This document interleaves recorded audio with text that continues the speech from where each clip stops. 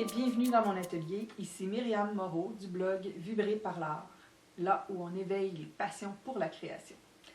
Ce matin, j'ai lu un merveilleux article sur tous les bienfaits du tricot. Il paraît que ce serait aussi bon pour nous que, excusez-moi, que la méditation. Ça nous permettrait, en plus de développer notre fierté, de réduire les symptômes de l'anxiété, du stress, de la dépression. Le tricot nous permettrait de ralentir le déclin des fonctions cognitives chez l'être humain. Ça prévient aussi l'arthrose et la tendinite. Donc, il y a vraiment plein de bienfaits.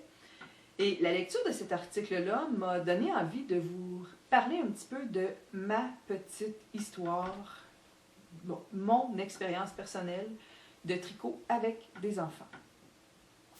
Alors, je me suis décidée à vaincre ma peur de la caméra et je suis en train de vous tourner ma toute première vidéo pour mon blog. Je me demandais un petit peu comment on s'y prendrait, mais le professeur de ma fille, Manon, a fait preuve d'une grande créativité en adaptant son langage aux enfants. Pour qu'ils comprennent, dans le fond, il faut juste s'adapter à leur âge. Je vous montre comment on s'y est pris. On leur a raconté une histoire.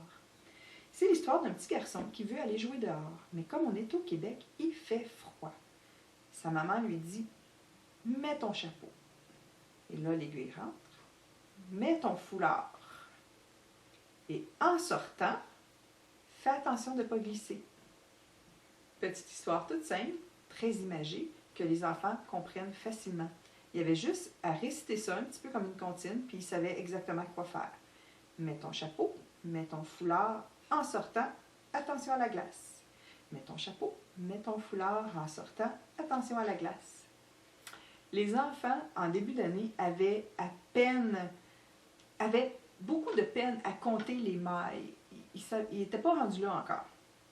Après quelques semaines, je vous dirais qu'ils savaient compter les mailles, ils savaient compter les rangs. Ils étaient capables de nous dire s'il y avait trop de mailles ou pas assez. Donc, on était capable d'ajuster avec eux autres. Ils ont appris les mathématiques, en plus de développer la dextérité fine, la patience, la persévérance. Il fallait les voir aussi, là, tout fiers, regarder leur tricot, puis dire « j'ai un trou ici. Comment je fais? » Ben, il faut le détricoter. Sans hésiter, la plupart redétricotaient leur tricot pour reprendre. C'est vraiment un apprentissage merveilleux à faire avec un enfant. Puis, il faut voir toutes les étoiles dans leurs yeux quand ils vous présentent le projet une fois fini. Je vous invite à raconter l'histoire avec vos enfants. On met le chapeau, on met le foulard, on sort dehors et on fait attention à la glace. Bon tricot. On sort dehors, attention à la glace. On met le chapeau, on met le foulard, on sort dehors, attention à la glace.